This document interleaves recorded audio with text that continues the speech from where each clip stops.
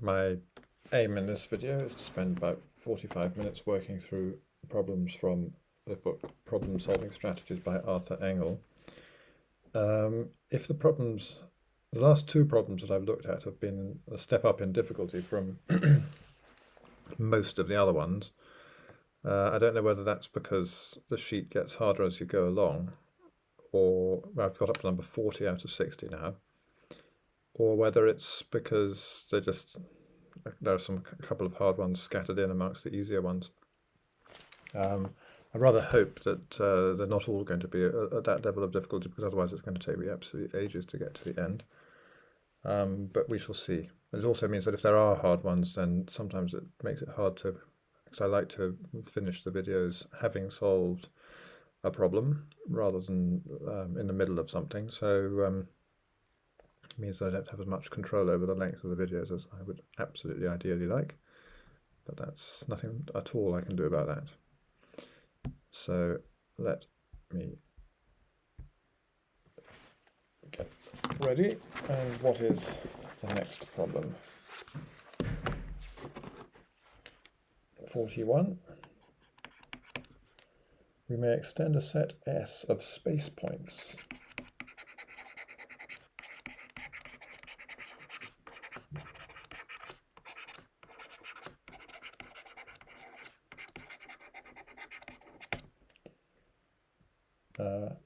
by reflecting any point of x of S at any space point A not equal to x. What does that mean? I'll write it down. I don't quite know what it means yet, but maybe it'll become obvious when one starts thinking about it. Reflecting any point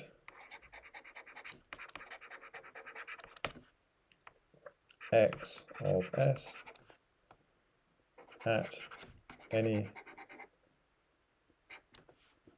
space point. Oh, I think I understand. A. Oh no, wait a minute. A not equal to x. Initially,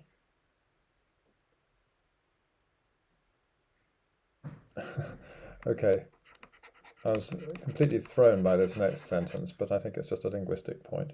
Initially, S consists of the 7 vertices of a cube. So I take it that the word "the" was just not intended, because the next sentence is, can you ever get the 8 vertices? Oh, wait a minute, can you? The 8 vertices of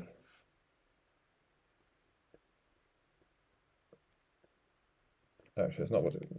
I'll write exactly what it says. The 8 vertex of the cube into S. Well, let's try and make an. So I'm guessing that meant 8th vertex of the cube into S.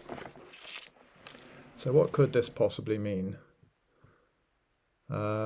I think what it means is, if I've got some points like this, then what I'm allowed to do is, if that is my point x, I can take a point A that doesn't equal x, and then just create the point here, which is the opposite side, same distance. So in fact it will be 2a minus x. So I feel this ought to be, this is looking as though we're just generating a generating a lattice or something, but not quite, because so let's say that we've got the points 0, 0, 0, 1, 0, 0. I'll just make a kind of cube like this.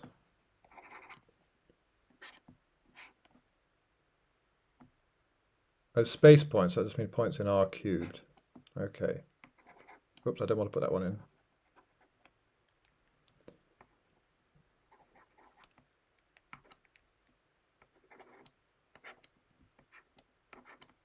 So let's have a nice little picture. So we've got all those 7 points. Can we somehow, by dint of various reflections, get this point? Can we actually get anything at all with 3 non-zero coordinates, or are we actually stuck inside the plane? So by this operation I can certainly create everything up the x-axis, y-axis and z-axis, and I can also create everything along this direction, and up here. So once I've got everything going in that direction, I can then create the entirety of the xy plane, yz plane and xz planes. Can I get anything outside those? It feels to me as though I can't get anything outside the xy plane, the yz plane, or the union of the xy plane, yz plane and xz plane. But I can get everything in those planes.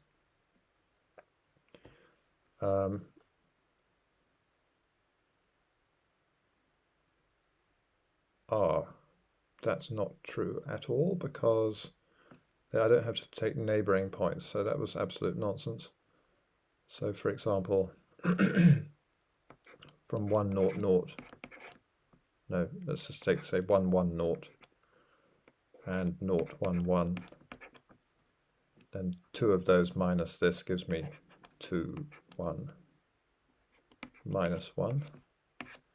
So I can get points off the plane, but look at the coordinates of that point. They seem to, I'm guessing that parity is going to come in here. That can we get, so the next question I want to ask is, can we get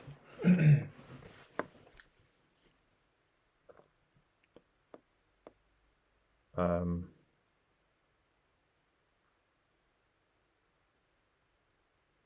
point such that the sum of the coordinates is odd? Well, we already can in the planes, so actually that's not such a clever idea. So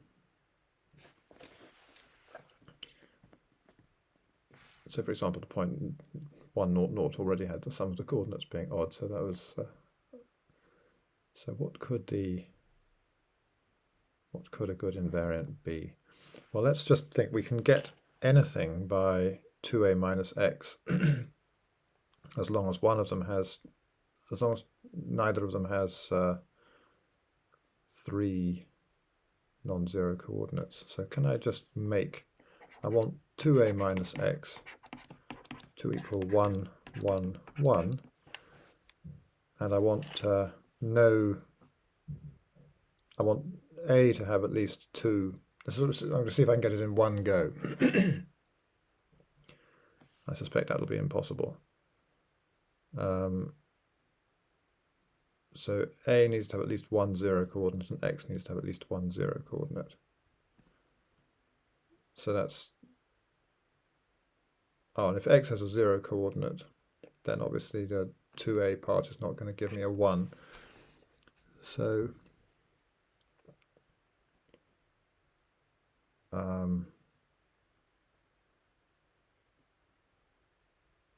that tells me that there will be at least one even coordinate in any thing of this form. I just look for the coordinate where x is 0, and then twice a will be even in that coordinate. And in fact, everything in these planes has at least one even coordinate. This is looking promising, actually. Can we prove there's always going to be at least one even coordinate? Let's try that by... Yes, we can, because if I take a1, a2, a3, so exactly the argument I was using here, except just reducing the whole argument mod 2. So 2 minus b1, b2, b3. And if one of these coordinates is even, then when we do this operation, we'll have an even coordinate. So the answer is no, we can't. And the invariant is I suppose you could say it's the parity of the product of the coordinates, perhaps. It remains even. Although that's a silly way of looking at it. It's simpler just to say at least one coordinate will be even all the time. Okay, phew. So there are some problems that take under 40 minutes or something left in the sequence. 42. Back to games. Oh dear. This one is an International Maths Olympiad problem. Okay, so this is going to take me a while, if I manage it at all. The following game, so we're back to chips on boards. The following game is played on an infinite chessboard.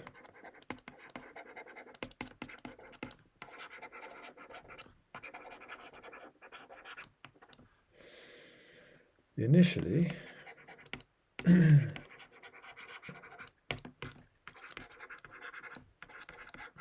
each cell of an n by n square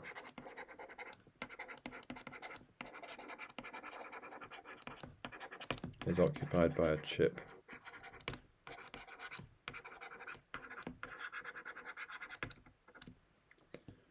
A move consists in a jump of a chip over a chip. Okay, I'm not quite sure what it consists in. I think we say it consists in jumping or something, but anyway, it consists in a jump of a chip over a chip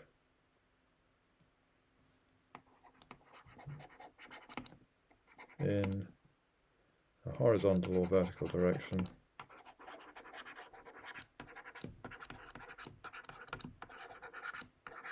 I'm assuming it's an adjacent chip for the moment, onto a free cell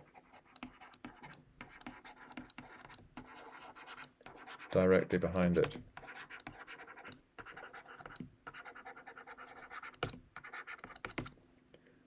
The chip jumped over is removed, so it is just solitaire moves, I think.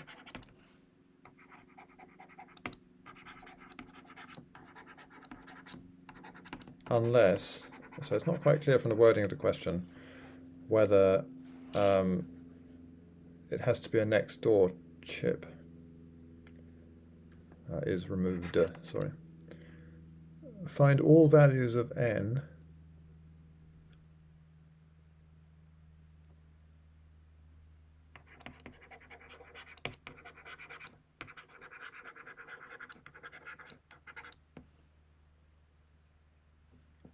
comma, which I don't think should be there, but anyway, for which the game ends with one chip left over.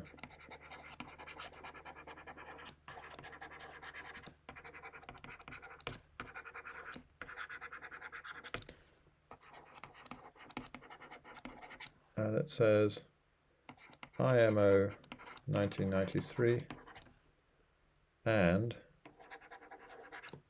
AUO 1992. Not quite sure what AUO is, but I suppose it's Australian Olympiad. I don't know.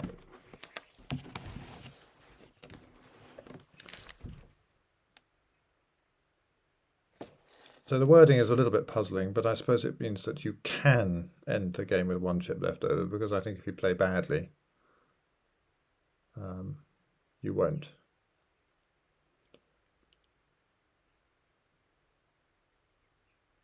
And should I assume that you have to jump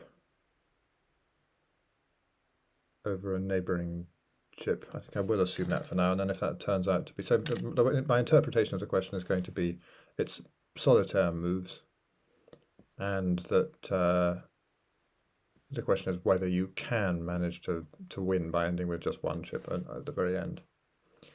So if n is 1, no problem at all. I think I really do need to experiment before I start thinking about invariants. If n is 2, we can do it.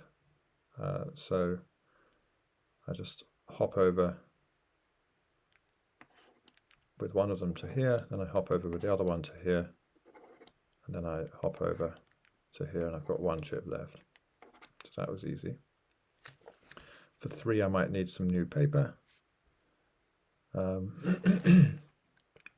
I'm sort of slightly guessing I won't be able to do it for 3, but let's just see about that.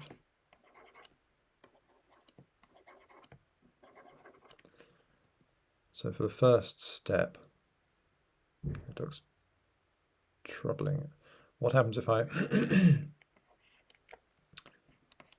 do that? So as with previous questions, I write an X for an unoccupied square, and anything where I haven't written either if I haven't explicitly written an X, it's still unoccupied. So this is unoccupied. I'm going to do my absolute best. So I'll get rid of those two and put one here. And now I'll... Ooh. Okay, I'm going to jump over this to get one to here. But I'm getting into more and more trouble, or am I? So let's just do that one and get down to here. It looks like it's just not quite going to work. So over to here, and now I'm in real trouble. All I can do that's even slightly promising is that. But then this is going to be, now it's a disaster. These two are too far apart. I'm down to 2. So I think that makes the problem more approachable in a sense, because if I can find a proof that it can't be done for a 3x3 starting grid, then I have some hope of generalizing that proof. I don't know whether that's actually the right way to think about it, because I don't want to find a proof that relies, on some case analysis that would get worse and worse the larger the board became. Just before I tackle 3, I might just think, are there any larger n for which it can be done? So for example, if it could be done for 4, that would be quite suggestive. Not quite sure what it would be suggestive of, but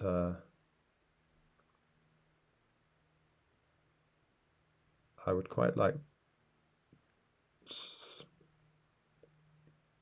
Is there some sort of inductive thing one could do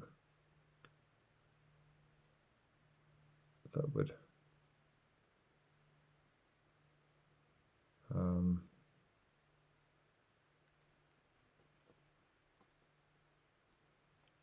let me just try 4.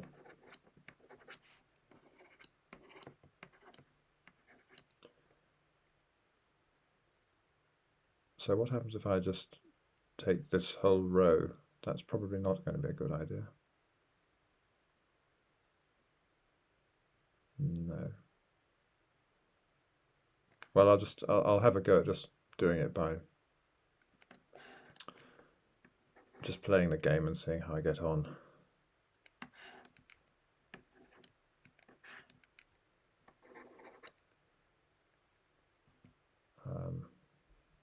Let's try and move things over a little bit.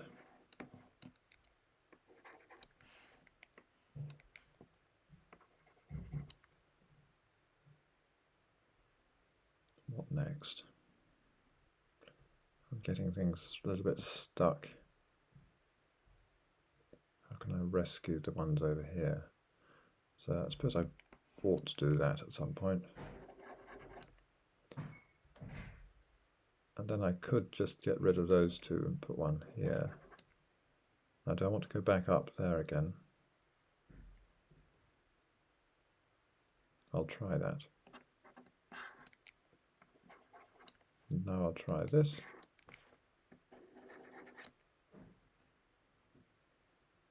Now, where have I got to? I feel as though I'm getting into serious trouble at this point. got to there.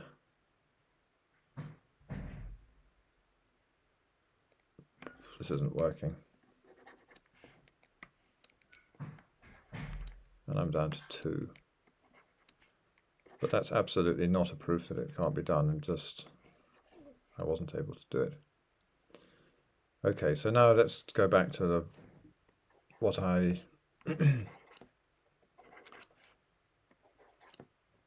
really want to do, which is I want to come up with an invariant. What could an invariant be like? That what properties would it have to have that would mean that it was possible for this? So the invariant would take a value, would take a different value here.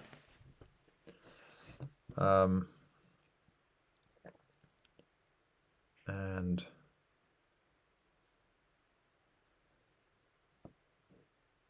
so I suppose it's conceivable that the Fibonacci idea will help. So if I'm lucky, the bigger it gets, the more difficult it gets in some sense. So in that case, we could, let me just try with 3. I'll make this the point 0, 0. And I know that from the Conway problems I did yesterday, the golden ratio is rather helpful with this sort of invariant, because it has the property that phi squared equals phi plus 1. So if you've got 2 chips and you sort of think of that as weighted with 1, that one weighted with phi, and then you replace it, you replace those two by this one weighted by phi squared, and the total weight remains the same.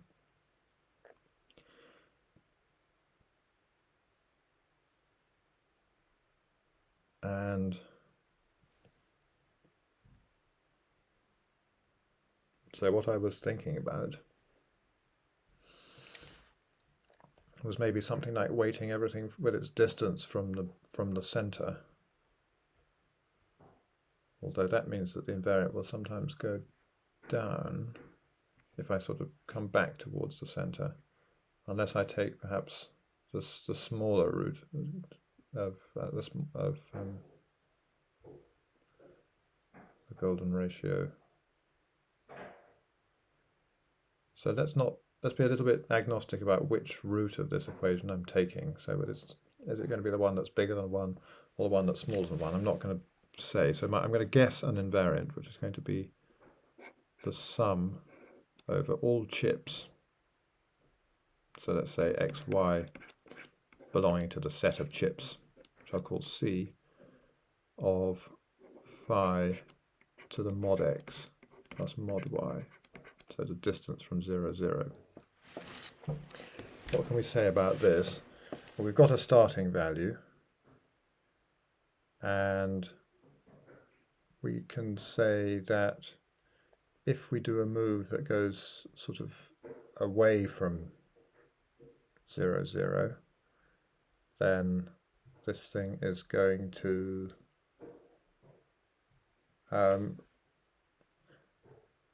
let's just start with the case phi less than 1. So if we go away, then it stays the same. And if we go in the other direction, so if we go sort of towards 0, 0, it goes, we're replacing phi plus phi squared by 1. Hold on. It can't be equal in both directions, surely.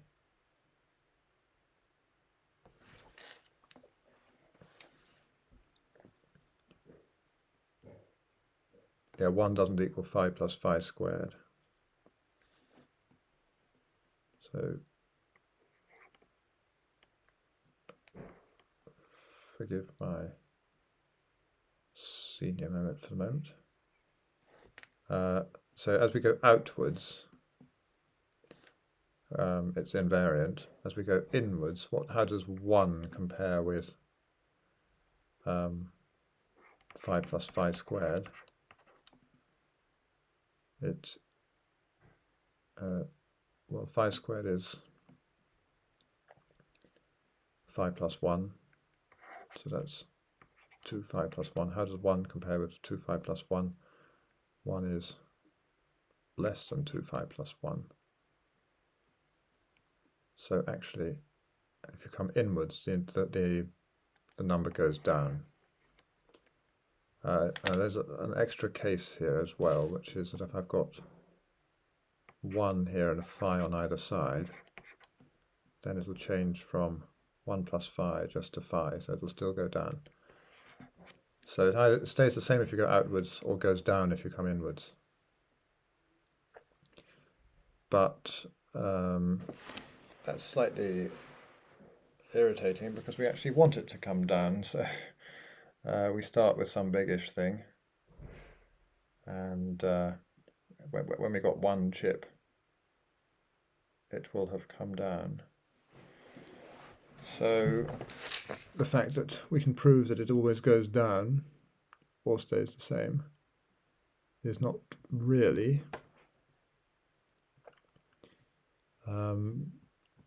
stopping us get down to 1 chip, unless we can somehow show that it will have to go down by too much or something like that.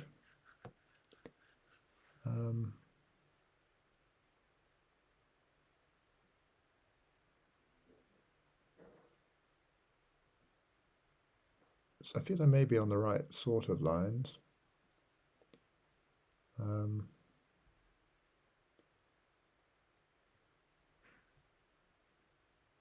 Let me just see what value this invariant takes. So it takes value 1 plus 4 phi plus 4 phi squared to start with. So each of that contributes 1, each of those contributes phi, and each of those contribute phi squared. And 4 phi plus 4 phi squared is just well, this 4 phi squared is 4 phi plus 1. 4 phi plus 4. So that equals 5 plus 8 phi, which is fairly big.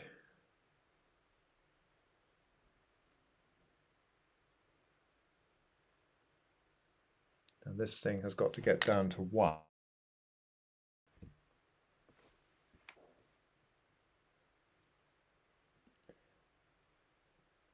Something funny happened to my internet there. I hope that not too much has been lost. I'm just going to hope for the best there. Let's get back to where I was. So my I'm going to just also check that yes, I am still recording. My proposed invariant was this thing here where phi was a golden ratio, and I somehow want to argue that I can't get down from this quite large value right down to, which is 5 plus 8 phi, all the way down to 1. So one way of doing that might be just to think, how much could I conceivably lose on each individual go? So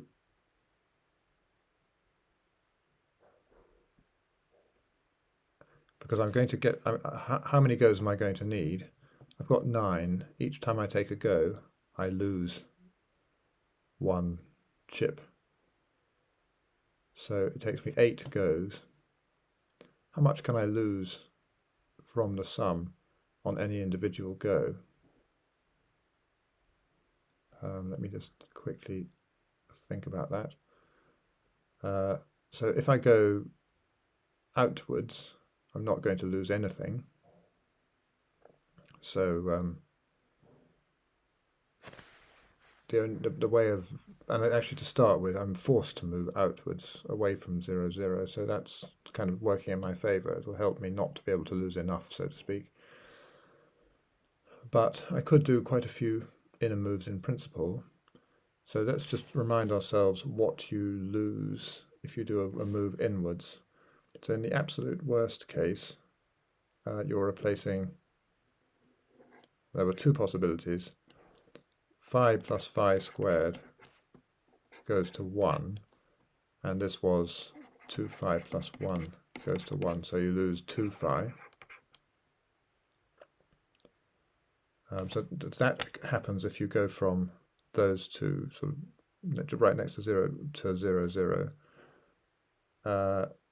Just the other thing to check was if you had something at 1 and 1 plus and phi, then you replace 1 plus phi by phi over on the other side, and so you lose 1.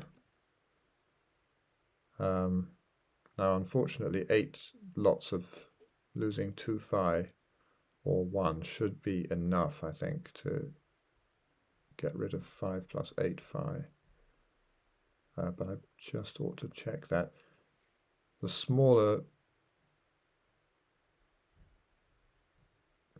if phi is the smaller root of the equation x squared plus x equals 1, sorry, x squared equals x plus 1, then I need at least, then 2 phi is bigger than 1, so I need 4 of them to get rid of the 8 phi. And how many more will I need? How many more 2 phi's will I need to get myself up to 5? 2 phi is a little bit bigger than 1, but so phi is roughly 0.6 and a little bit more. So 2 phi is like 1.2. So 4 lots of 2 phi look as though it's going to be under 5. So it looks as though in 8 moves I don't get to 5 plus 8 phi. Is that really going to be the case? I checked that. I think I might have proved now that we can't do a 3x3 board. So once again, and proving something a bit stronger than I expected to be able to prove. So the proof would be each time I do a move, if I take the smaller root of 1 over the golden ratio, so to speak, then I get that the total amount that I can decrease this invariant is at most 2 phi. But the invariant starts at 5 plus 8 phi r. But it has to get down to 1, not to 0. So I haven't quite finished. But I think I have finished if I add in the observation that the first move that I do cannot be a decreasing move, it has to be a staying still move. So I'm only allowed 7 moves. The inequality I need is 14 phi is less than 4 plus 8 phi. So 4 plus 8 phi is the amount I need things to go down, and 14 phi is the total, is an upper bound on the amount things can go down.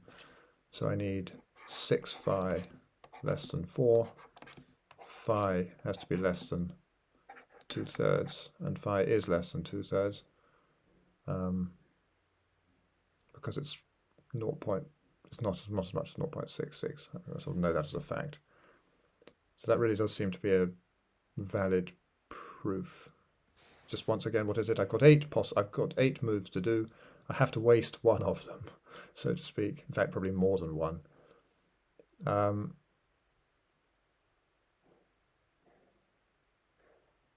And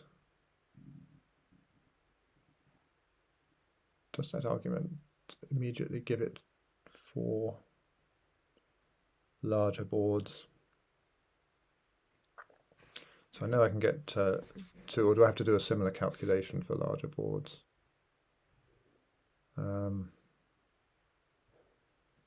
What if I have a 5 by 5? 5 by 5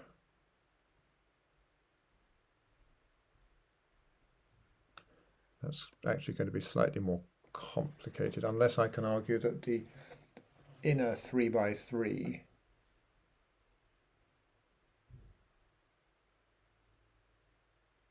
can't somehow be made to work, but I don't see quite how to argue that.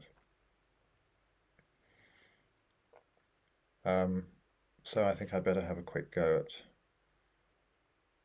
at doing n by n for larger n. But I have a feeling this is going to be a sort of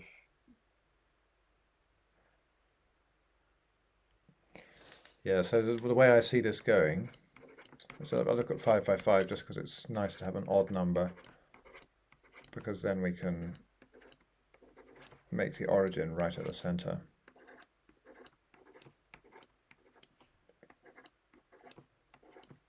Let me just do the calculations here, see whether a crude approach will work, or whether I've got to argue that actually quite a lot of wasted moves must take place to start with.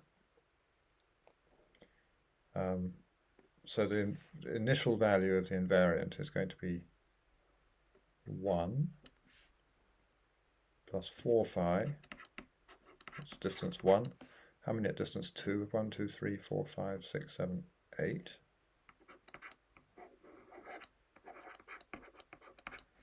And then at distance 3, I've got 1, 2, 3, 4, 5, 6, 7, 8 as well. And at distance 4, 1, 2, 3, 4, my distance is how many steps horizontally or vertically do you take? I've got 4 things there. And let's just do the usual simplification process. So this 4 phi to the 4 can feed into there, so I get 1 plus 4 phi plus 12 phi squared plus 12 phi cubed. That's using the fact that phi to the 4th equals phi squared plus phi cubed. Now I'll do something similar here. 1 plus 16 phi plus 24 phi squared. Now I'll feed this one into here. 25 plus 40 phi. That's quite a big thing. We've got to get it all the way down to 1. And how many steps do we have? The number of steps we have is 24.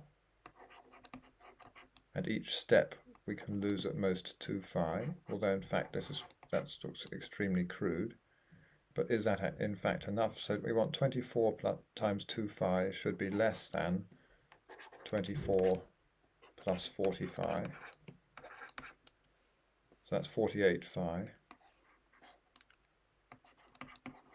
Needs to be less than 24 plus 40 phi, which means 8 phi has to be less than 24, and that is true by a very long way.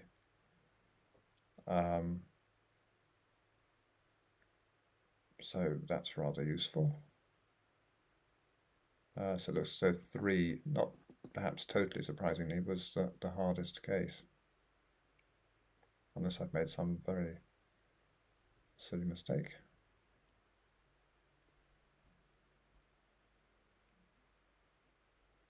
That seems a bit too good to be true, though.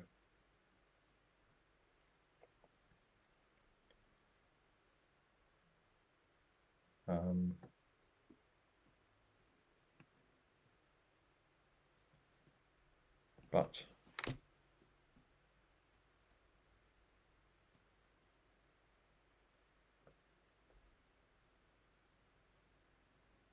let me just, I haven't done something silly about my facts about the golden ratio. So if phi squared equals phi plus 1, then what can I say about 1 over phi squared plus 1 over phi equals 1.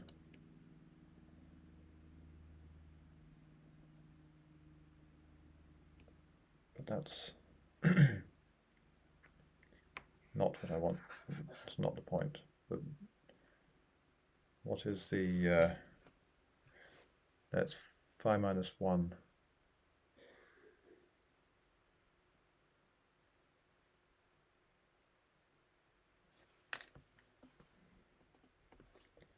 So sorry, I'm going to have to do something ridiculous, which is just quickly to say that the roots of x squared minus x plus 1 are 1 plus or minus the square root of 1 squared minus, that's what x squared minus x minus 1, 1 squared plus 4 all over 2. So we get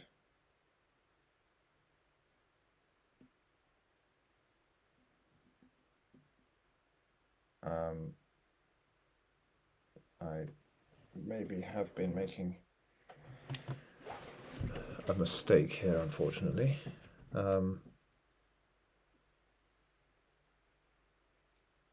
Because we do, of course, have a negative root. I was getting a bit confused between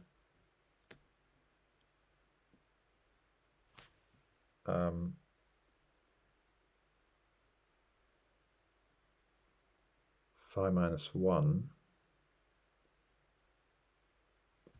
which is, yeah, so phi minus 1 equals 1 over phi. And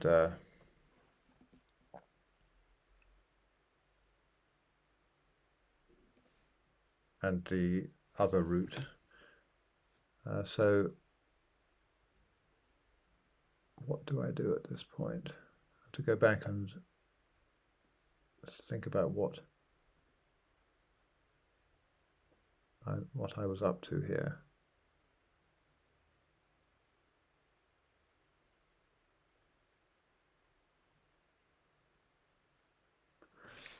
So I think I'll move to a fresh piece of paper. I've got to revisit now. So this is maybe not so interesting that I've done something erroneous, but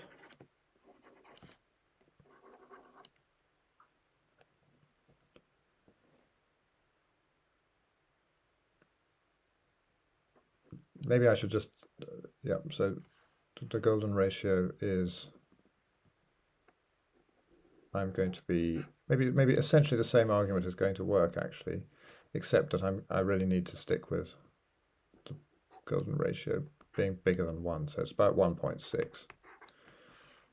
So now, going outwards stays the same, but I think going inwards, what happens there? So if I have 1 phi and phi squared, so if I replace a phi and a phi squared by 1, what am I doing? So how phi plus phi squared equals 2 phi plus 1. So replacing phi plus phi squared by 1 is still subtracting 2 phi, not surprisingly actually, because the calculation I did there didn't depend on what root I was talking about. But now the initial configuration, yeah, I can have to work a little bit harder. So I will go back to what I was looking at before. It's still the case that the initial weight is 5 plus 8 phi, but I can't now say that phi is less than 1. Phi is really quite phi is about 1.6. So the equation I needed for the naive argument to work, 14 phi less than 4 plus 8 phi, or 6 phi less than 4, in fact doesn't work. So I have to think a bit harder about how many moves I'm forced to waste. So let's just think, if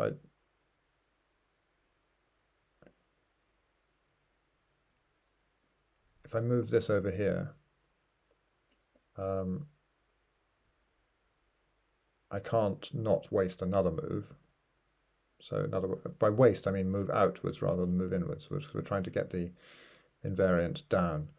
So I want to think, how many times am I going to have to make the invariant go upwards? So, or not go upwards, but stay the same. So if I do this, it doesn't help me to get it to remain the same. It doesn't help me to get one that comes inwards. Here, it doesn't help me to get one that comes inwards, although if I move this one to here afterwards, it will decrease a little bit. But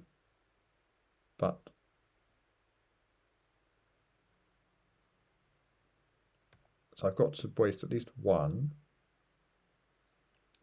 at least two. I can't immediately see why. So this one is not going to be able to jump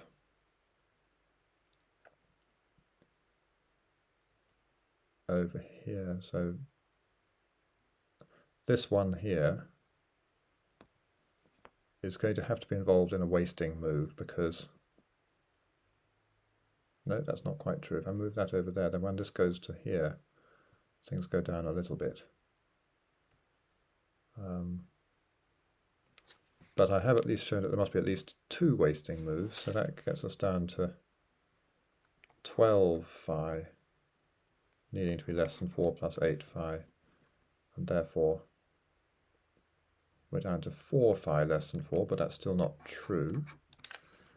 But it's getting better. If I could show that at least 3 wasted moves have to take place, then I think I would be in great shape. I'm fairly sure that's true. But why do I say that with such confidence? Okay, I've got to have a little bit of experiment about wasted moves. So 1, 2, 3, 4, 5, 6, 7, 8, 9, sort of outward facing moves. So I'll just, as a little experiment, I'll do an outward move like that. Now I'll do another, in order to make this one be taken in an inwards direction.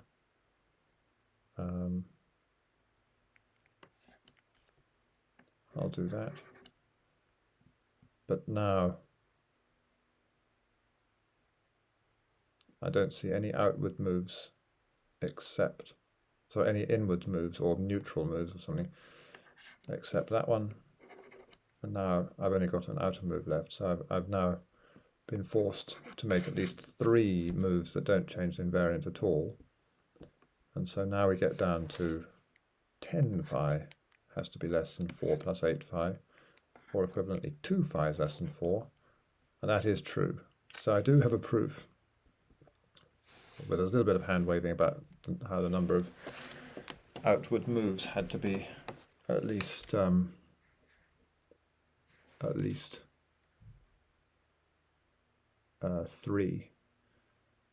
So let's go back to the 5 case now.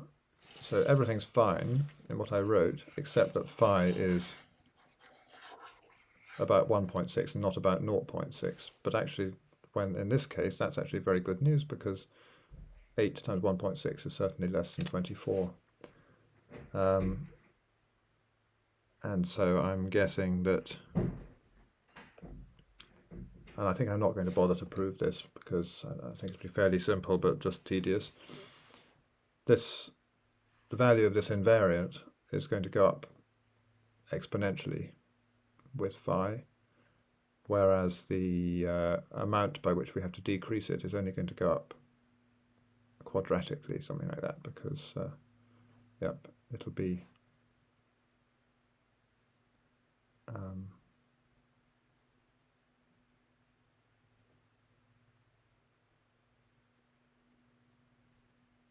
sorry, the amount by which we can decrease it will go down quadratically, because at each move we can decrease it by at most 2 phi, so it'll be, if there are n squared points, it'll be something like 2n squared phi.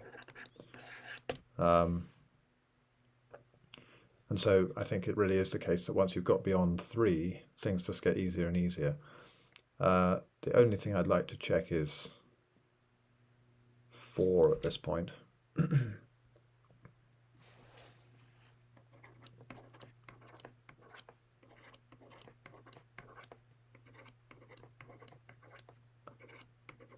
And I think I'm going to measure distance from a kind of pseudo origin like that. Or is that just going to be too unpleasant?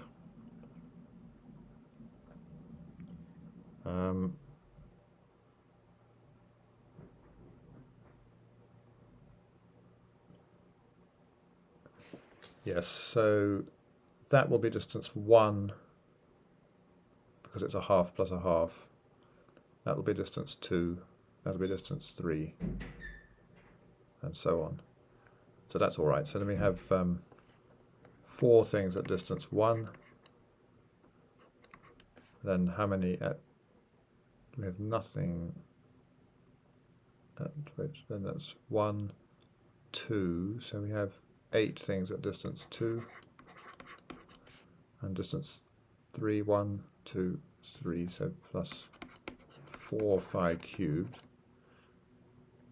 and we've got to get down to phi, so the amount we have to subtract from this invariant is this, and at least, and the number of moves we have got is 15. We can do so if we're really lucky, we'll find that 30 phi, that's the total amount we can subtract, is less than 3 phi plus 8 phi squared plus 4 phi cubed. I think that's a bit optimistic, but let's just have a quick look.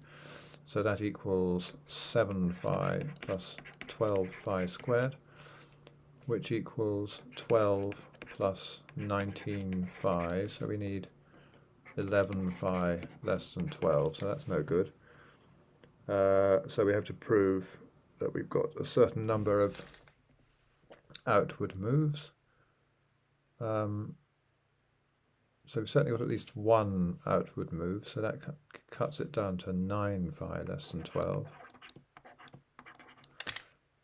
But if I do an outward move once, there's no way of getting anything near it, so we can actually cut it down by another one. There must be at least 2 outward facing moves, so that 30 comes down to 26. This 11 comes down to 7, and I think 7 phi will be less than 12.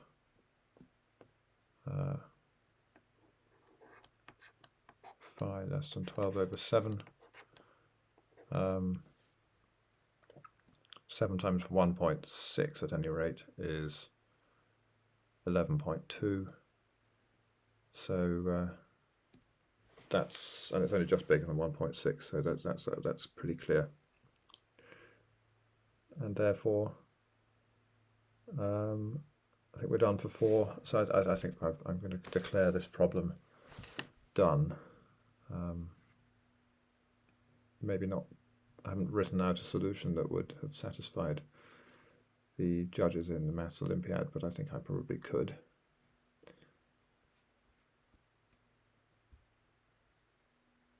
So I have to say that, of course, that's not me solving a Maths Olympiad problem in quick time, because